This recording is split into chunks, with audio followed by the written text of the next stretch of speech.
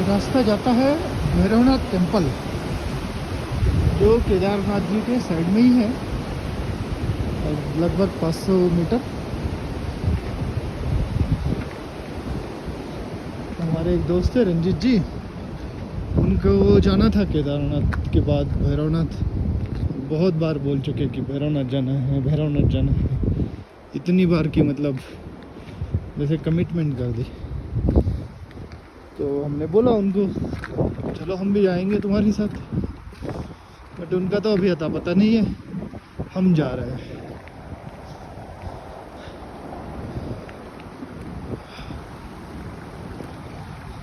केदारनाथ जी का जो ट्रैक है वो लगता तो ऐसे है, बहुत सारे लोग हैं, इतनी भीड़ है, सबको हो जाएगा।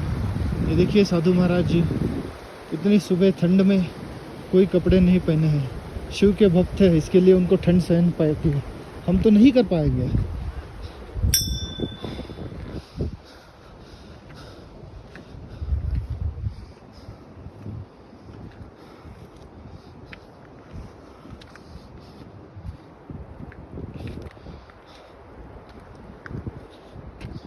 तो हम सुबह 3:30 बजे गए थे केदारनाथ जी का जलाभिषेक करने के लिए, और मत्था टेक के अच्छे से हमारा दर्शन हो गया।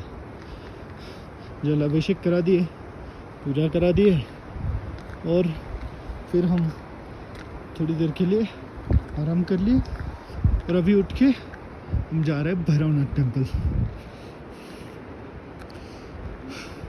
बट इधर आके तबीयत ख़राब हो जाती है, इतना आसान नहीं है। मोर और लेस सबको थकान महसूस होती है, सबको ऐसा।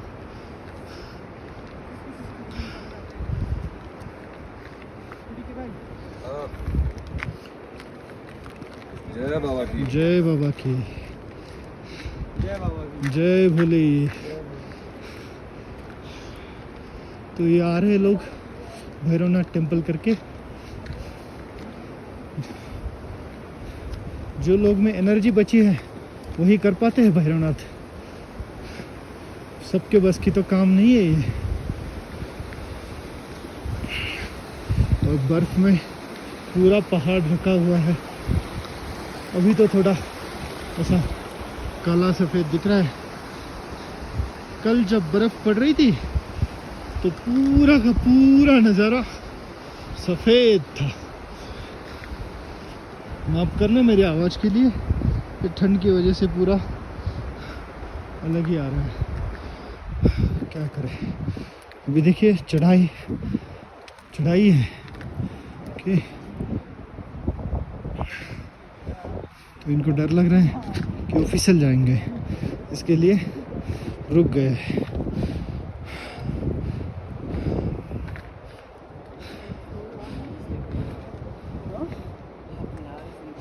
ये तो हमारा ग्रुप है, ये हमारे कैप्टन है आदित्य जी और सूरज जी। ये देखिए जा रहे ऊपर, फिर बहुत फिसलन है। फिसलन तो बहुत है, बहुत ज़्यादा ही है। हाँ हाँ, चले चलना है हमें अब।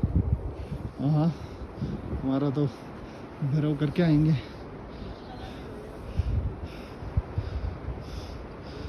फिसलन ज़्यादा है, हाँ फिसलन ज़्यादा है।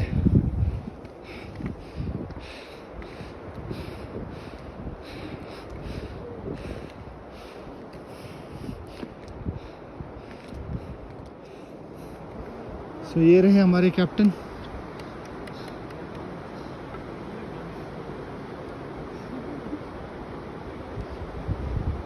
और ये देखिए पहाड़ के ऊपर सूरज की किरणें पड़ती हुई, और उन किरणों की वजह से क्या सुंदर नज़ारा है। और ये बाबा भोलेनाथ केदारनाथ जी का मंदिर, और ये नदी। आपको याद होगा 2013 में जब बाढ़ आई थी, वो यहीं पे आई थी। उसके बाद एक सुरक्षा कवच जैसा बनाया है नदी के लिए, और नदी का जो प्रवाह है वो ऐसे मंदिर के पीछे से सुरक्षा कवच, सुरक्षा भिंत लगा के वो डाइवर्ट कर दिया है। तो दोनों साइड से प्रवाह चलता है, इसके लिए अभी मंदिर में पानी आने का बहुत कम चांसेस है। बट फिर भी ज़्यादा अगर बारिश होती कुछ बोल नहीं सकते। वैसे आप देखें तो यहाँ से ज़्यादा ऊपर है नहीं है कुछ, बट सिर्फ बर्फीले पहाड़ है, और ये बर्फ़ जब फिसलती है तो बहुत ज़्यादा पानी नीचे लेके आती है। आप राइडिंग सोलो से है?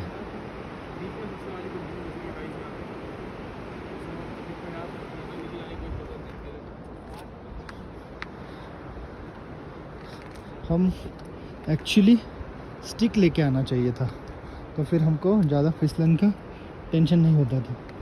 स्टिक नहीं रहेगी तो जब फिसल जाओगे तो कोई सहारा नहीं मिल पाएगा। और देखिए कितना नीचे है ये। हम अभी के अभी इतना ऊंचाई पार करके आए हैं, और ये केदारनाथ जी के ऊपर है, हाइट उससे भी ज़्यादा है। तो केदारनाथ जी का टेम्पल जो है 11,780 फुट ऊंचाई पर है।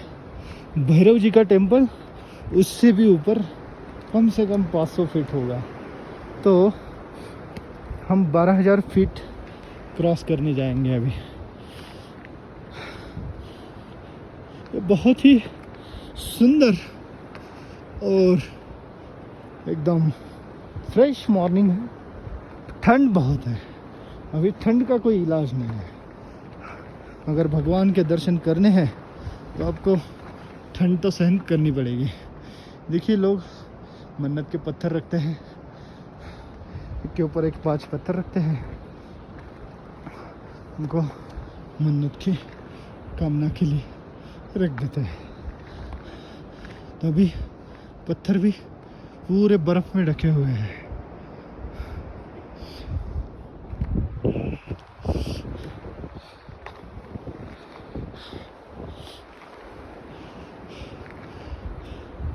ये भैरव जी का जो टेम्पल है, इसकी आख्यायिका हमें पता करनी पड़ेगी कि केदार जी का टेम्पल और भैरव जी का टेम्पल ऐसे ऊपर क्यों है। वैसे बोला जाता है केदारनाथ जी का जो टेम्पल है वो हज़ारों साल पुराना है, और 400 साल तो वो बर्फ़ के नीचे दबा हुआ था। तो ये सब जो अब देख रहे हैं ये पूरा बर्फ़ की पहाड़ी थी, पूरा बर्फ़ में दबा हुआ था। अभी देखिए जो मैं बोल रहा था, जब सूरज की किरणें पड़ती है ऊपर तो बहुत मनमोहक नज़ारा बनता है, और ये आप यही आके देख सकते हैं। हिमालय में आना ही पड़ेगा आपको ये सब नज़ारे देखने के लिए।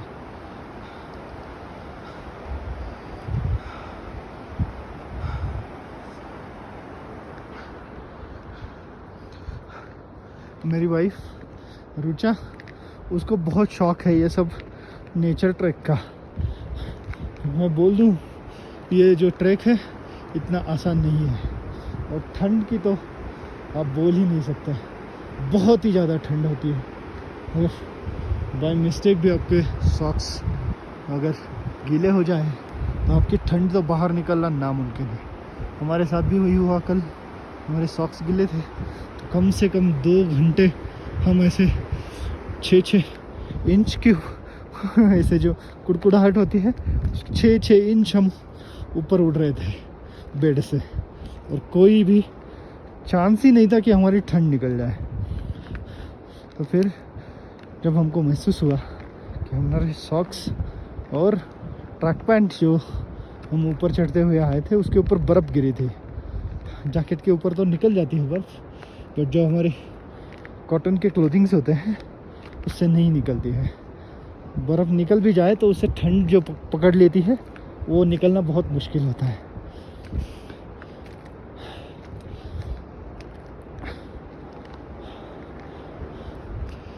फिर हमने सॉक्स चेंज किए और फिर हमको ठीक लगने लगा। अगर आप देखें अभी हेलीकॉप्टर लैंड हो रहा है। सुबह सुबह हेलीकॉप्टर की सर्विस स्टार्ट हो गई है।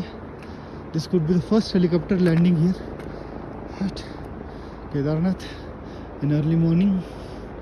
चॉपर सर्विसेज बोलते हैं इसको। बहुत सारे चॉपर चलते हैं। लोग जो चल के नहीं आ पाते हैं वो नीचे से चॉपर करके यहाँ आ जाते हैं और दर्शन करके वापस चॉपर से ही निकल जाते हैं।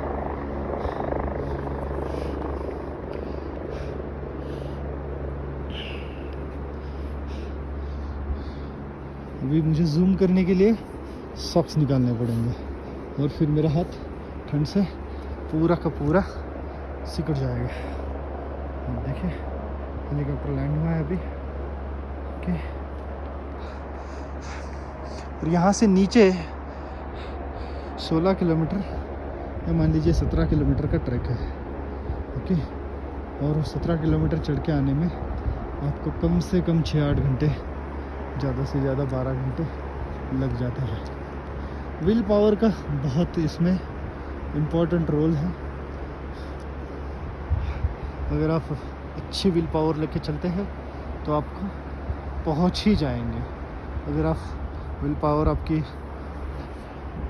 थोड़ी भी कमज़ोर हो जाती है तो आपका ऊपर आना मतलब मुश्किल हो जाता है। फिर आप ऊपर आते हैं खच्चर के बैठ के या फिर पालकी में बैठ के। बट असली मज़ा आपका ट्रैक में है। तो हम सुबह चल दिए थे 6 बजे हम होटल से चल दिए थे और गौरी कुंड से हमने 7 बजे हमारा ट्रैक स्टार्ट किए थे। बी केयरफुल, जय भोले। और 7 बजे से चालू किया हुआ ट्रैक लगभग 3 बजे के आसपास जब आरती चल रही थी तो मैं मंदिर के सामने था। इसे नीचे ये जो एरिया दिख रहा है वहाँ से मैंने घर पे कॉल किया था तो उधर मेरा आधा पौना घंटा ऐसे ही निकल गया था, क्योंकि घर पे अपडेट देना भी बहुत इम्पोर्टेंट है। यहाँ पे बहुत लिमिटेड नेटवर्क आते हैं, जैसे जियो का नेटवर्क आता है, एयरटेल का आता है, वोडाफोन का बिल्कुल नहीं आता है, सेल 1 का भी नेटवर्क दिखाता है, रिलायंस का भी दिखाता है। तो ये जो आप मोबाइल यूज़ करते हैं तो ये चारों नेटवर्क रहेंगे तो आपका घर से कांटेक्ट हो पाएगा। अगर आपके पास दूसरा कोई नेटवर्क है तो आपका मुश्किल है। और जैसे ही आप ऊपर आते हैं आपको इच्छा होती है कि जो हमने महसूस किया है, जो हमने देखा है, वो हम अपने घर वालों को दिखाएं। और ज़्यादा सूरज की किरणें पहाड़ी के ऊपर पड़ती हुई और बेहतरीन खूबसूरत नज़ारा आपको देखने को मिलेगा यहाँ पे। तो केदारनाथ आना है और आपको ये सब देखना है तो सुबह जल्दी उठ के आपको ये सब देखने को मिल जाएगा। जय भोले, बम बम बोले।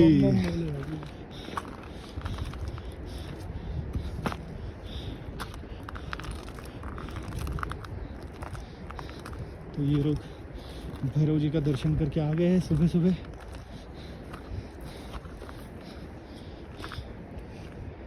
अभी भैरव जी बहुत ही नज़दीक है, हम जाएंगे, दर्शन करेंगे और फिर नीचे चल देंगे। हमारे पीछे थोड़े यात्री अभी आ रहे हैं। आप पीछे देखें तो बहुत ही खूबसूरत नज़ारा, पहाड़ी के ऊपर सूरज की किरणें और बहुत ही खूबसूरत। अभी ये सेकंड हेलीकॉप्टर लैंड करता हुआ, तो बहुत ही ज़्यादा हेलीकॉप्टर सर्विसेज चलती है और लोग हेलीकॉप्टर से यात्रा करते हैं।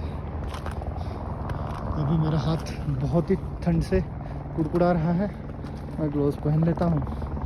ठीक।